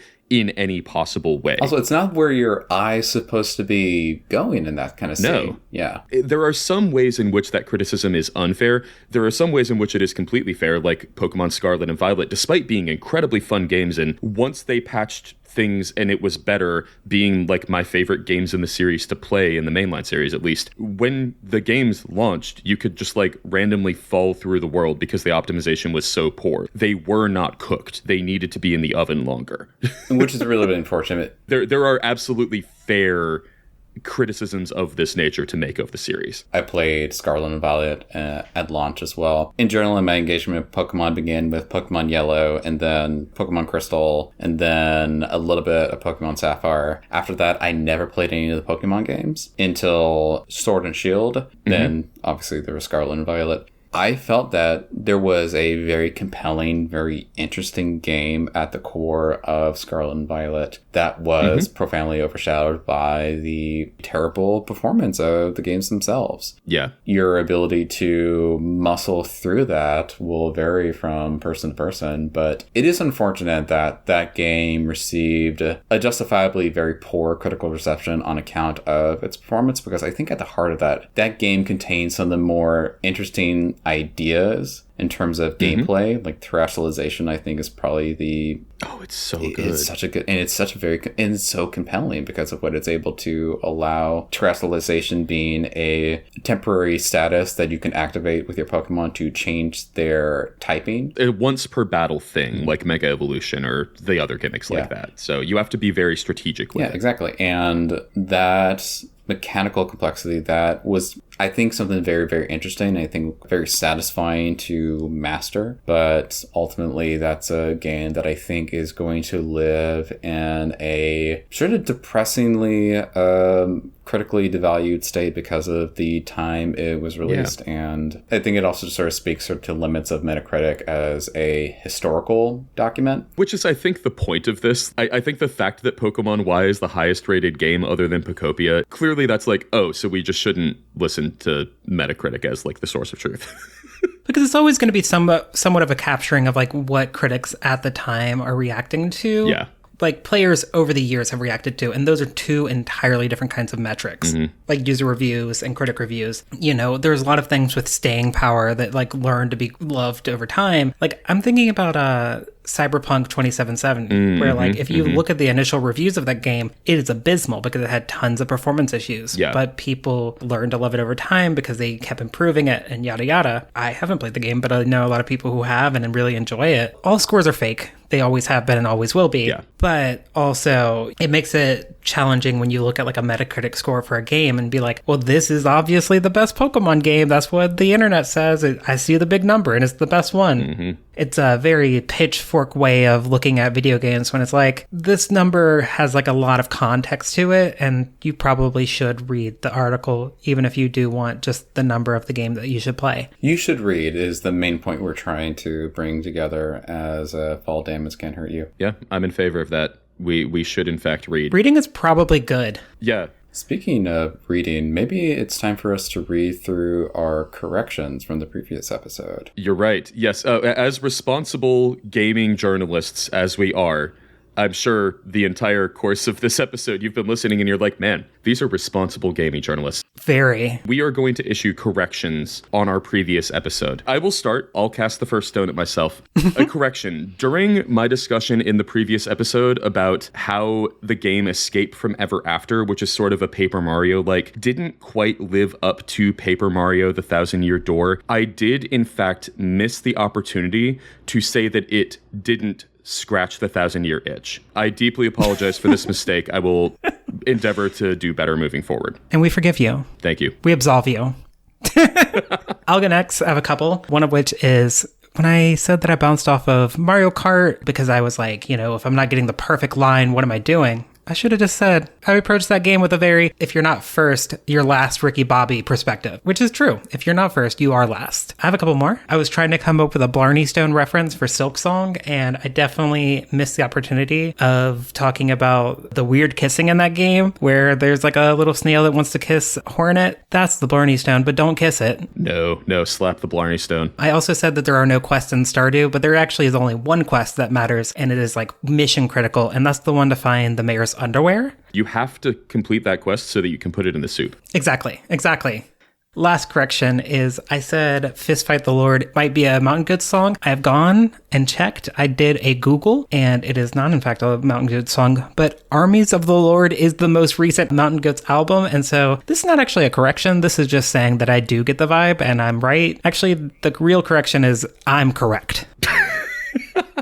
Well, to correct something I said from the first episode, I said that I did not beat Hollow Knight. I misspoke. I have beaten Hollow Knight, the original. I beat it using a crappy Xbox 360 controller connected to a MacBook Pro. I have not beaten Hollow Knight Silksong. I don't know when I'm going to beat this, y'all. I got a friend. One day you'll get Might there. Be a minute. You said that you beat it on an Xbox controller, and that's real. And like the Mac is super bad at games. I do it every day, and it's very bad. But I remember distinctly beating Hollow Knight. I beat it handheld mode on the Switch 1, which was terrible and does give me a ton of hand cramps. And I just need the audience to know that I beat the final true boss of that game in the same room as Roxel, and they were being like, "Oh, I beat this boss in the second try. Why haven't you gotten it yet?" And it took me more than 2 tries, I will say to our valiant listeners. It maybe took me an hour of tries, but we got there. Judge yourself not by the number of tries, but by the trials you're willing to face. Exactly. And the greatest trial is stick drift. Yeah. Yeah. I like how we did manage to actually fit one factual correction in. I was assuming that the correction segment would all just be bits, but we actually got one in there. Moving on from corrections, should we briefly talk about what we're playing? I mentioned it earlier. I'm playing Pokopia. I'm also playing Slay the Spire 2. They're great. If you aren't already playing them, which by the numbers you probably are. Yeah, actually, by the numbers, you're probably playing one of those 2 games right now as you listen to this. But if you're not, they're great. You should try them. I'm currently playing Breath of the Wild. Specifically, I've gone back to finish a Master Mode run of the game. Master Mode is hard mode, effectively, Breath of the Wild. It has a few limitations. You only have 1 autosave and 1 manual save slot. Damage is much higher. Enemies recover health. I think it's been a really excellent way to return to this game. I think one of the advantages of Switch 2 as a new platform has allowed me to return to a number of games from the original Switch that I bounced off on because I just couldn't deal with the technical implications of the original platform. I've found Master Mode in Breath of the Wild to be a thoroughly invigorating and exciting experience. It's a much more interesting game, I would say, than the original was. Nice. I'm going to shout out 2 games that I'm playing. One is going to be also kind of a recommendation to check out. I've been playing Opus Magnum, a puzzle game involving automation. Basically, the premise of the game is that you are a young alchemist putting together little formula for creating molecules that are useful for this world. And so one of the first things you do in the game is transform lead into gold. And the way it works is that you have a little board of little contraptions that you can add, and you automate the process in order to do it as quickly as possible with spending as few resources as possible, which each of the tools that you use to move the molecules cost some amount, or doing it in as few cycles as possible, all that kind of stuff. But I was turned on to this game by a YouTube video called I Accidentally Got a World Record in Opus Magnum, which what an appealing YouTube title. Yeah. I need to watch that now. It's a very good video. Check out the show notes. You can't because you're on the pod with me, but the future people can. Shout out to them. Shout outs to future people. Yeah. Basically, the guy who makes the video talks about having a kid and playing this game basically one-handed with his son. And one of the things that is notable about the game, the basic solutions to each of these puzzles are quite easy. None of these are going to be complicated and difficult to figure out. The game is optimizing it after you've found the initial solution. So you can get past all the puzzles incredibly quickly. And if that's what you want to do, you can. But this guy was just playing around and optimizing things and was going online. I know I don't have the best solution, but I'm curious what is the best solution, and found out that one of his optimizations actually ended up being a world record and joined the community. And I think it's incredible, a good way of seeing how you go from being a casual player to being somebody who's very much into a game. I'm somebody that admires a lot of speedrunners, and I'm fascinated by it, but couldn't think of speedrunning myself because I'm never going to get there. But you never know what you might be good at if you just let yourself have the chance of doing it and try it one day. Maybe one day I'll speedrun. The other game I'll shout out is I'm playing Peak with my partner. I would love to at some point on the podcast do a co-op corner or something like that. And that's just a spoiler for the future. Not a spoiler. Oh, foreshadowing. Yeah, foreshadowing is a literary technique. Yes. Foreboding. We're very pro reading. Nintendo. We're pro reading. Shout out to Serena. Love a climb a mountain game, especially because like mountains are such good metaphors for what gaming is. So much of gaming is like making your own kind of achievements that you want to gain in it. And like you can get to the top of the mountain, but like you can also get to the top of a mountain very quickly, or you can get to the top of a mountain like very skillfully and strategically. And I love how it becomes this metaphor in a lot of games for setting your own level of achievement that gets you there the way you want. Mm-hmm. You can get to the top of a mountain on a ski lift, and that is the same as in Celeste. You can use assistance mode. Yeah. And that's still just as valid. You're still at the top and you see the world from above. And what Peak teaches us is that you can also reach the top of the mountain with frame-perfect mutual cannibalism, which is beautiful, I think. Shout out. We love to see it. Yeah. That right there, that's Yuri. Would it still be Yuri if it weren't frame-perfect? God fucking damn it. No. Okay. Actually, it wouldn't be, yeah. Speaking of things that I wish were Yuri but may not be, let's go to our anime check-in. Yeah, let's do it.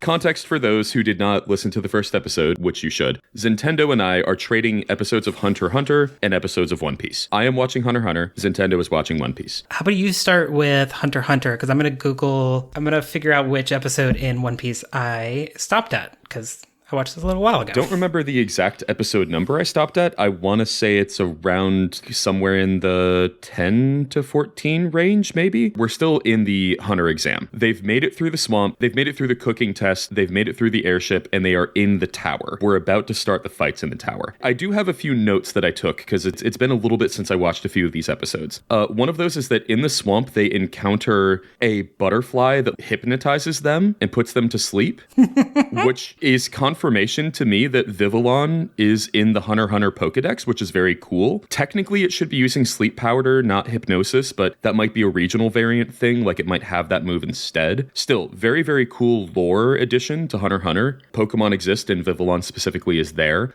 I have what may be my most important question from these episodes. Yes. How is this acceptable at all? What's unacceptable about it? Dozens of people died in that swamp. I'm kind of extrapolating out over multiple years. If we're saying like, oh, the best and brightest go to the Hunter exam every single year, is this like Europe Lost generation? Because we know the amount of people who started in the Hunter exam, because all of the characters, when they arrive, they get like little badges. Yeah, so there were like 250 or something. There's 401, I believe. Much larger than 250, yeah. Yeah, so it's just, I don't know how many people have died so far at the point you're at, but like, 200 people can die. That's fine. It is certainly at least double digits. The clown himself killed at least 10 people. Yeah, but how many people must die on the way to greatness? Like, have you thought about that? Maybe if the Harvard exam... Ideally zero. I think I have thought about it. The answer is ideally zero.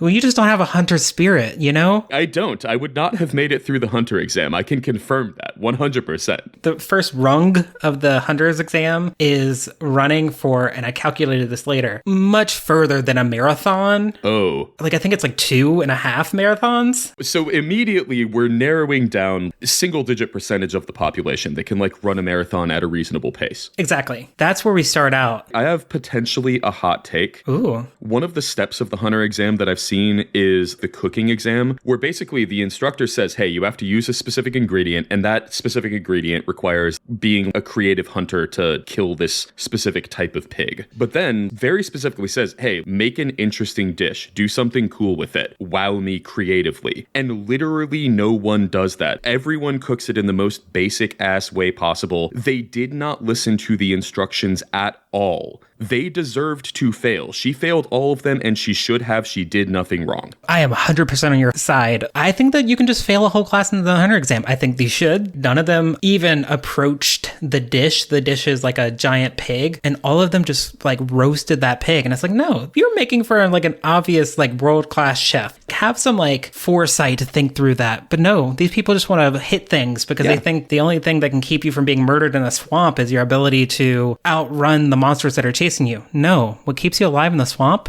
is being able to find food there. Exactly. Meant she did nothing wrong. Also, I have a bullet in all lower caps with the final word all caps. and like 4 question marks afterwards. This dude is named Beans? There's a dude named Beans. Yeah. Have you met Beans? Have you seen Beans? Yeah. Admittedly, the name does work. Like, that dude is definitely named Beans. But, like, is this just the thing? Am I just going to, like, meet a person named Strawberry later? I can't tell you. Okay. I wish I could. Okay. I guess I'll find out. But Beans is perfect. Just for the audience, imagine like a lime flavored jelly bean is the head of just a short little guy in a like a nice suit. Yeah, like a really nice suit. Dressed better than basically anyone else in the series I've seen so far. Good for him. Good for Beans. Shout out. I'm liking the series a lot. It's very fun. There's like a lot of silliness, but also there's a clear undercurrent of serious stuff is happening. And like there's been a nice message about the value of self-improvement and there are multiple correct ways to approach a problem. It's giving me very good vibes so far. Yeah. Very good vibes is very Hunter x Hunter early on. Very like great anime boy. Yeah. Which you need. Speaking of great anime boys. Yes. Let me introduce you to my very good friend, Luffy. Yeah. But more important than the boy is the fruit, and we learned great fruit knowledge. Yeah, I didn't want to say too much in the last episode. I knew you were about to learn about the fruit. Tell me about the fruit. The fruit's the most important thing, right? Yeah, it's one piece of fruit. That is I don't know why they don't put that subheading, the last few words on there on the Oda just got lazy. Crunchyroll version that I'm watching. Must be a translation issue. I saw the episode that is like the origin story for Luffy. Yeah. Why this kid is the way he is. In this episode, I got to answer a couple of my questions. Mm-hmm. The fruits kind of look like real fruits, but like fantasy-fied. Yes. Like a standard, like you would see a melon on any anime, like a green melon. Like the ones, as we all know, in DK64. Those kind of melons. Humanity's magnum opus, Donkey Kong 64. Exactly. We'll never reach those heights again. It's got like purple swirls on it and looks actually quite appetizing. I would probably eat this. Me too. It looks good. It looks like good fruit. Like I'm like, yeah, I can see. I don't see why it's called the devil fruit. Like it's, it looks pretty great. It should be called the sick as shit fruit. Maybe the devil is sick as shit. Actually, there we go. I got it. The origin of Luffy, he is in a bar with his dad. Tough boy. Dad, I'm going to be a pirate just like you. I'm going to be the greatest one in the world. And his dad is drinking with his companions, which one of the things I love about One Piece is like, it is so capital C cartoonish. Yeah. Like I just distinctly remember in this scene, there was a guy who has no apparent superpowers, but is drinking 2 kegs of beer simultaneously, just in his mouth, just glug, glug, glug. Perfect show. 10 out of 10. He just does that shit. That's just him. That's just him. And so this group of like basically samurai come into the bar and threaten Luffy's dad. Luffy's dad, who probably has a name, Shanks, kind of just lets them have at it. Obviously has the upper hand here. The samurai are like, let us steal all the beer of the bar. And Shanks is like, oh no, the bar's empty. Don't worry about it, but you can have my beer. And Luffy hates this. Luffy is an anime boy and wants to punch his way through all the problems. Yes. Dad, are you gonna take that? I can't believe you're gonna just be belittled by this samurai. The dad's like, don't worry about it, kid. You don't know anything. And so we witness Luffy eating the magic fruit that his dad, as a pirate, has stolen from somewhere. The magic fruit factory, I guess. And I get to learn the other important things about the fruit. Number 1, how quickly does the fruit work? He eats it, and then, like, his dad is trying to knock the fruit out of him. It's like holding him upside down, like, get this out of you. Don't you know how valuable that is? He's shaking the legs of Luffy to try to, like, get him to throw it up, and his legs start getting all noodly and rubbery. Yeah. So it is an instantaneous process. I also have yet to learn if you have to eat all of the fruit, but Luffy did eat it all, so I assume that you do. He didn't eat, like, the rind, or the core, but otherwise, he ate that whole thing. Luffy's a very hungry boy. He will absolutely eat whatever food you put in front of him. So I also don't think I could eat a melon that quickly. Like it is about the size of like a small soccer ball, and that's a lot of fruit for a boy to just scarf down in the span of 5 seconds. Maybe that's why he's an anime boy. He's got the hunter spirit for sure. That's going to be test 3 in the hunter exam. Can you eat a cantaloupe in 0.5 seconds? I couldn't. I hate cantaloupe. Yeah. I wouldn't get any powers. If you had to eat a cantaloupe in order to get magical powers, I just would be normie. Most people would never know. We've learned a lot about Luffy's backstory, which is less important, but I think he's probably going to be a main character, more so than the fruits are, unfortunately. I don't want to spoil you on One Piece, but I can give you the spoiler that Luffy is the main character, and you are not going to be spending the entire series following around a sentient piece of fruit. What I learned is, like, actually the main character is Luffy's hat, and we learned how he got it. It was given to him by his dad after his dad saved him from a shark and ended up losing an arm in the process. Hardcore shit, yeah. Hardcore shit. I am glad that his dad would do that. That is better, Mark, than a lot of anime dads. Agreed. Most anime dads just abandon their kids, which he did eventually do. Like, he did sail off into the blue and was like, hey, Luffy, when you're a true pirate, you can give me back this hat. I assume that will one day happen. I don't know many spoilers about One Piece, but I have seen, like, images of, like, One Piece now, and Luffy still has the hat, which means assumingly he still hasn't given it back to his dad, or he just stole it from his dad and didn't want to give it back, which, wow, that's a weird turn of character, but there are a lot of episodes to get there, so I believe it. It is a show about pirates. Exactly. Maybe he just stole the hat from his dad, and he does see him again and doesn't give it back. But there's going to be an arc there. Probably. And I'm just, like, curious to see what this dad character is like. You have seen enough Hunter x Hunter to, like, have the dad be referenced. Is that correct? He was referenced very early on. They talk about, like, oh, Gon is, like, the youngest person to take the Hunter exam since his dad, or stuff like that. Yeah. What kind of dad do you think Gon has? I know a little too much about Shanks to go too far in this direction, because, like, there's a lot of, unique quirks about his character, because he is a character. Yeah. But I get very similar vibes in the sense of the dad clearly had a big goal and prioritized that over being with his child, it's a very foreign decision to me. Like, I kind of get it. I get that they're trying to make this point about, like, oh, like, some goals are so big that you have to pursue them. But also, we have a term for dads that do that, and it's not a very good one. He definitely doesn't strike me as, like, a caring, loving, certainly not present, like, physically certainly not present father. I can also see why Gon looks up to him, because I imagine that he has this idealized vision of, like, oh, he's the perfect hunter. And, like, there's probably some amount of truth to that. I imagine there's going to be some disillusion when Gon meets him, if that happens. If that happens, if something happens, if the show goes on, I mean, the show does go on. That part is true. We'll see what happens. Yeah. But it seems like there are dads in TV shows. Yeah. Anime has dads, and we'll talk about them. One other thing that I saw, I watched through a couple more episodes, and I got to see my second devil fruit power. I've come to learn that I think that each of the powers are named after fruits that are, like, the same word twice. Luffy, with his rubbery arm powers, has eaten the gum fruit. Yep. I love the parallels in this show because we also meet, like, a sick and fucked up clown. Oh, you've met Buggy. Yeah. Oh, yes, you've met Buggy. Oh, Buggy is one of the characters of all time. Oh, yeah, definitely, for sure. Has, like, big feelings about how clownish he looks, which, like, you get dressed every morning, my man. You know what the Miro says. Again, not to spoil anything, the fruit didn't do that to him. Buggy did that himself. No. Oh, but the fruit, one thing I didn't realize, the fruit means that Luffy can't swim. Yeah. Very interesting in a pirate show where they are on the ocean 90% of the time. Me, as an intellectual, I'm like, I feel like the show is going to create a lot of contrived problems where Luffy's going to be, like, about to drown by the fact that he can't swim. That could be solved by proper protective equipment and him wearing a life jacket on this boat. Yeah. However, I also know how stories and narratives and TV works, and I know that, like, he's going to almost drowned a lot. That's going to be the show. I think it's also it's not just he can't swim, there's like a mystical, the ocean abhors him. So even if Luffy were wearing a life jacket, I don't know if that would help. Yeah, it feels metaphysical, something beyond reality. I don't know if Buggy can also not swim, or if each fruit has its own unique downsides that are, like, ironic monkey's paw twists of fate. I can confirm that you will learn the answer to that question. I'm not going to tell you what it is, but you will learn the answer to it. Buggy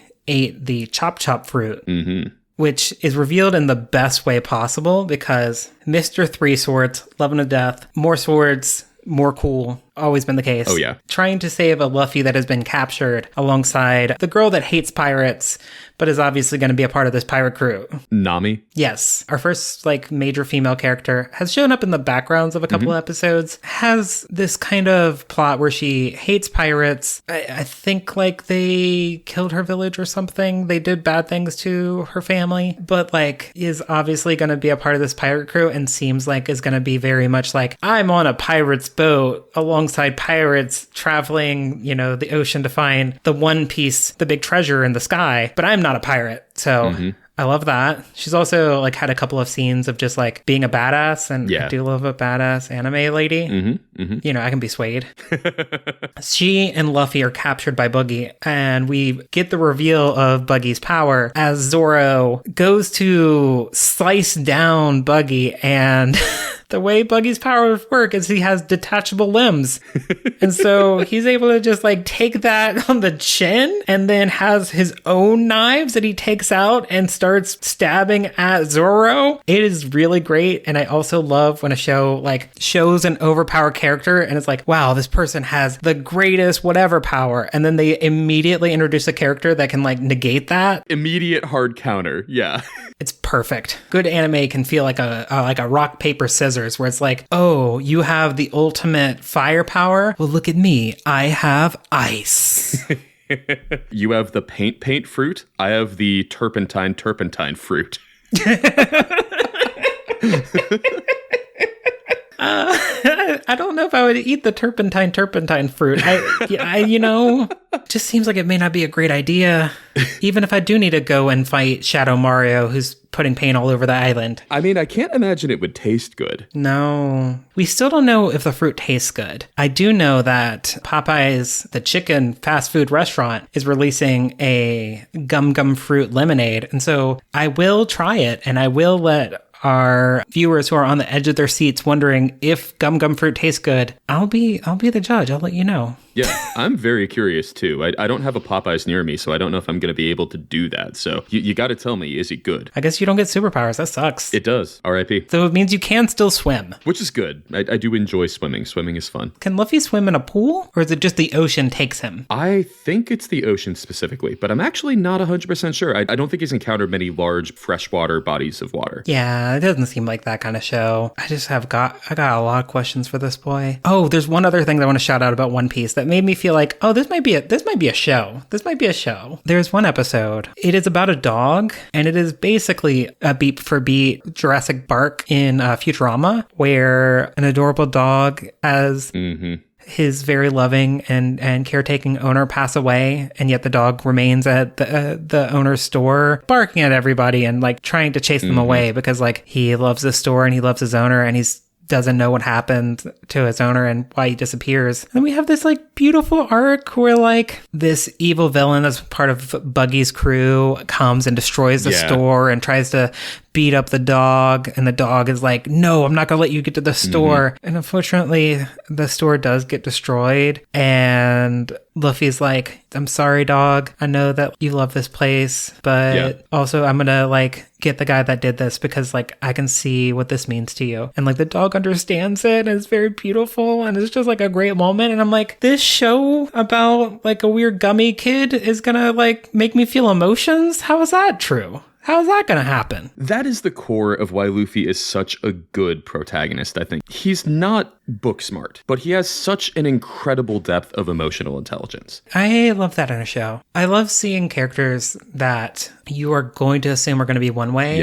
and just end up being a complete reversal just by them taking like the world around them like with a kind of emotional weight and seriousness. That is what gets me engaged in the story. I've also recently been watching Invincible, and there's a lot of characters in that show who I thought would be bit characters, background characters who would be one-off jokes, or people for whom, you know, it's this guy and you've seen so many of these guys in these shows, and they end up having like full arcs that are incredibly meaningful without spoiling that show. that makes me like really engaged and understand like how this is a show about world building and how it's a show about the relationships that are built over time. And I'm curious to see if that's happening here in One Piece. One Piece on the tin gives like a lot of generic anime vibes. Like, no offense, but like, you know, it's like... You see a lot of One Piece everywhere because it was one of the originals. Oh yeah. My big question with like going into old media like this is like, what has been copied to the point of current irrelevance and what is unique in the original object that is fascinating and has to be met in its own occasion and has never been truly replicated elsewhere. Like I recently played Super Metroid, obviously spanned the Metroidvania genre that we all love and all that kind of stuff. I've been told for years that it's a good game. And one of the things I was worried about is, maybe this is going to be a good game, but like it's going to be hard to disentangle it from all the games that are copying it. But no, Super Metroid is great in 2026. Beautiful to explore. It is fun. It is dynamic. It is interesting kind of mechanics that are not fully explored elsewhere in other games in the series, and also feeling like a stranger in a strange place vibe. And I love seeing that in like media that you've been told your whole life to like check out. Yeah. Some things are very much like Luke, I am your father about things where it's like, oh, you've spoiled A New Hope. And so you don't need to go and rewatch it. But like, actually, no, you should, because it's a good movie. You should go and watch maybe Citizen Kane, even if you know the spoiler ending. I haven't seen Citizen Kane, but it's probably good. People say it's good. Maybe I'll watch that too. I think you can say a very similar thing about One Piece. Basically, every shonen anime has its own unique power system where like each person has their own unique weird power. Devil fruits don't work exactly like any of those. And like there are unique, cool things about that specific power system. I don't think Goku had to eat anything to be able to turn into a Super Saiyan. To my knowledge, no. I think Goku's just built like that. Just built different. Ultimately, I think the takeaway is we're both enjoying the shows and this has been a good trade so far. The takeaway? Anime is real. They said it in Undertale, and I didn't believe them, but anime is real. Holy shit, Toby Fox was right. Wow. That's all the time we have for the discussion this episode. Thanks, as always, for listening. I have been your host, username equals pants. I have been your host, Zintendo64. I have been, and I might continue to be, or someday will not be, your host, Roxel Voxel. I'll be back. I'm still here. I'm your host. Roxel getting removed, canceled next episode. No more. R.I.P. The Pokemon take was that bad. Thank you all for listening.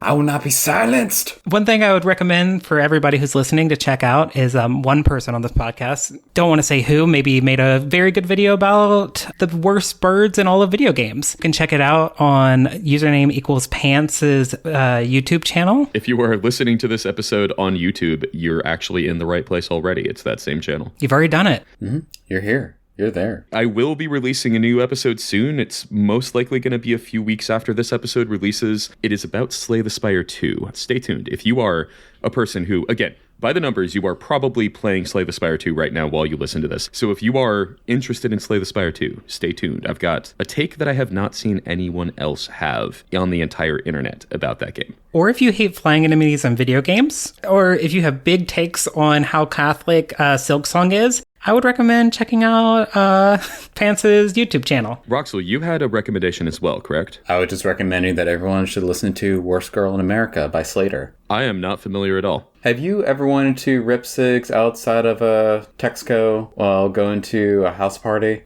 This is the album for you. And that's really relevant to all of us, I would say. Deep inside of each of our hearts. That's the recommendations. That's it on our side. The normal podcast stuff. Please subscribe, rate us highly, comment on the podcast. I don't know. The normal stuff that we ask you to do for algorithm reasons. It does genuinely help us out quite a bit. The ratings, the number of subscribers, that sort of stuff does genuinely impact how easy it is to find us. Fall Damage Can't Hurt You is a somewhat unique name, but none of the words are unique. So right now it's actually a little difficult to search us up. If we get more people recommending this podcast and listening to it, it'll be a little easier to find. So if you could help us out in that way, it would be great. If you have any questions, comments, or concerns, I do have a username equals pants account on B-Sky that you can reach me at. Feel free to reach me there. Oh, we do have an email. We could have people You're send in notes there. Or if you have your own takes that you want us to discuss, the best way to really give us a take that you want us to discuss is to leave a 5-star review on Apple Podcasts or in Spotify Podcasts. And that is really where we're going to read it. And maybe I'll read a take or two here live on air. Obviously, I'm not going to sign us up to read everything that people post because that's an easy way for us to get in trouble. But I can promise we will read them. And if they're funny and interesting, we'll probably discuss them. So that's your incentive. That's it on our end. Thanks for listening, and remember to save. Remember to save. Remember to save.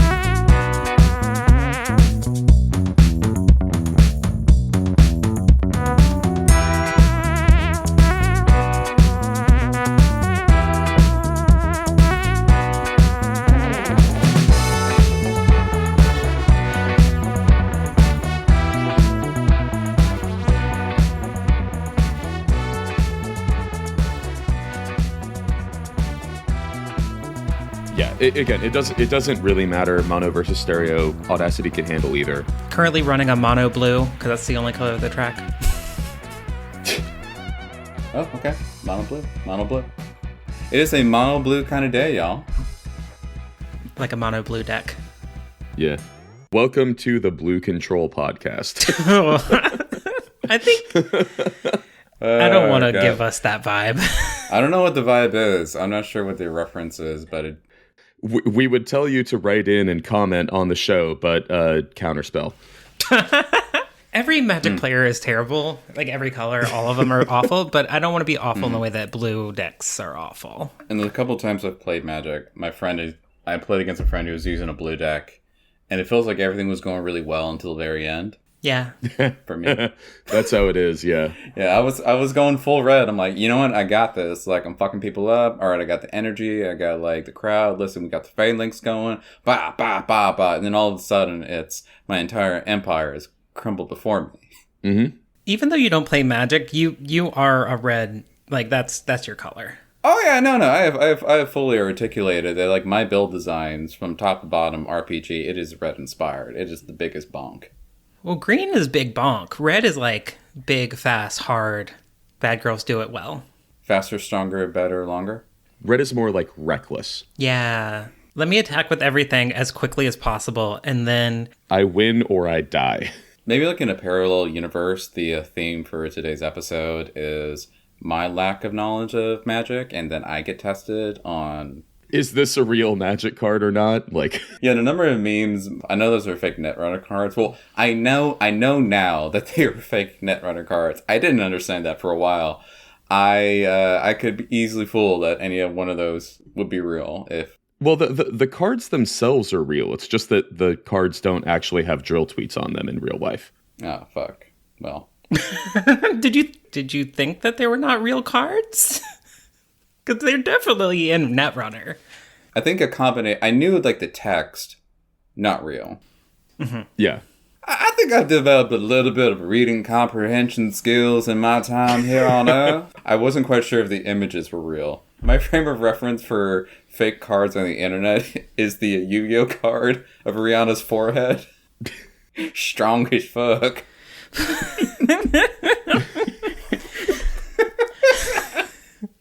That particular bit is we take a real card and we just match it up with a drill tweet. I don't have the time or energy to make like full fake cards. You need to just create your own separate concurrent Netrunner that is fully fake, fully, compatible, but also all of them are drill tweets. That's insane. I'm gonna have to figure out the mechanical analog of my what is the phrasing? It's like my big boisterous sons or whatever he calls them.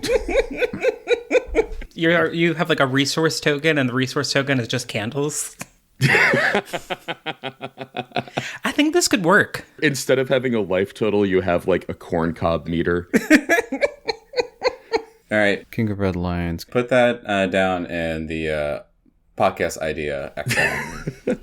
All right. We should do the 3, 2, 1 silk song thing. Okay. All right. 3, 2, 1. 1. Silk Silk song. Silk song. Cha cha cha cha cha. Feel it's close enough. It's close enough. Yeah. Quick rapid fire one. There are 3 different regional variations of Meowth. Most of them, interestingly, become quadrupedal after starting off bipedal. You got the standing cat becomes a panther. Similar thing in Alola, where it becomes a big moon-faced cat. But then over in England, over in Galar, you start off with this guy, and it becomes this guy. That last one is a lot. It looks like a fully different... Why does a cat have a knife? Is like the first question I asked when I looked at Every this. cat wants a knife. I don't think we should give, like, cats have enough with their claws. We don't need to give them a knife. They want it, though.